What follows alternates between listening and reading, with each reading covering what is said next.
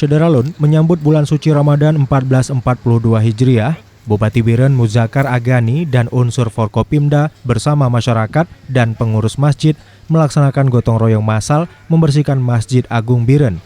Mereka berkumpul sejak pukul 8.30 di komplek masjid.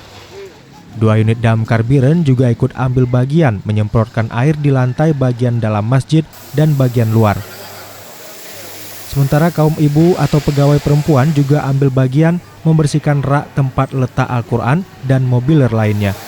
Bupati Biren mengharapkan dengan gotong royong massal menyambut bulan suci Ramadan ini, warga merasa nyaman beribadah dengan kondisi masjid tetap bersih. Sama membersihkan masjid, maka langsung untuk menyambut bulan suci Ramadan, dari Sampurawe, Tadarus, dan semuanya.